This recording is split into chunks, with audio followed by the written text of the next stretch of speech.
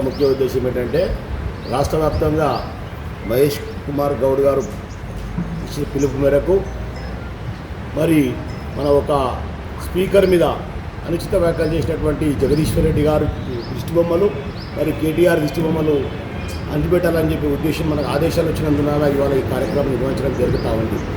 సోదరులారా, మీకు అందరికీ తెలుసు, మన రేవంత్ రెడ్డి గారు మన ప్రాంతం నుంచి ఎమ్మెల్యే గెలిచిన తర్వాత అదృష్టవశాత్తు ముఖ్యమంత్రి పదవి చేపట్టిన తర్వాత ఇలా రాష్ట్రంలోనే కాదు దేశంలోనే ఆయన పనితనం గురించి వాళ్ళందరూ ఆలోచిస్తూ ఉంటారంటే మరి వీళ్ళందరూ కూడా జీర్ణించుకోలేక 10 సంవత్సరాలు కుటుంబ పాలన చేసినటువంటి దుర్మార్గులు మరి ఒక సంవత్సరం 13 నెలల లోపల ఈ కాంగ్రెస్ ప్రభుత్వం ప్రజలకు ఇచ్చినటువంటి గ్యారంటీ పథకాలన్నీ అమలు చేసుకుంటూ దినదినం ఈ రాష్ట్రాన్ని అభివృద్ధి చేసుకుంటూ వస్తూ ఉంటే ఓర్వలేక వీళ్ళందరినీ మన క్షోభలు చేయాలనే ఉద్దేశంతో వారికి ఏదో ఒకటి స్టేట్మెంట్లు ఇచ్చి వాళ్ళని డిస్టర్బ్ చేయాలి, అసెంబ్లీని డిస్టర్బ్ చేయాలి, వాళ్ళ అన్ని కార్యక్రమాలు డిస్టర్బ్ చేయాలనే ఉద్దేశంతో వాళ్ళు చేస్తూ ఉన్నారు.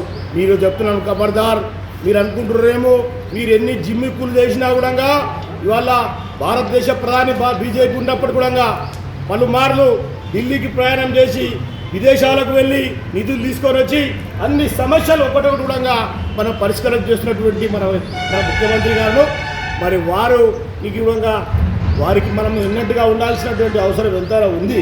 కాబట్టి మీరు మీ దుర్మార్గ పాలన చేసినటువంటి దాన్ని ఏం చేసినారో ఒకసారి ఆలోచించుకోండి. మరి మీకు కూడా ఇంకా జవాబు చెప్పాల్సినట్టు ఇంకా మీకు సమయం ఇంకా ఇచ్చినాం.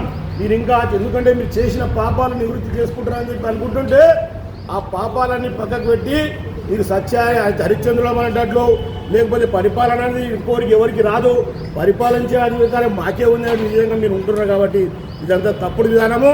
తప్పకుండా ముందర వేషాలు వేసి చిల్లర జిమ్మిక్కులు చేసి డిస్టర్బ్ చేయాలని చెప్పి కాంగ్రెస్ పరువు ప్రతిష్ట తీయాలని చెప్పి చేస్తే మాత్రం ఈ యొక్క ఇంతకన్నా తీవ్రంగా ఉంటాయని చెప్పి తెలియజేస్తూ ముగిస్తున్నాను. జై హింద్, జై కాంగ్రెస్.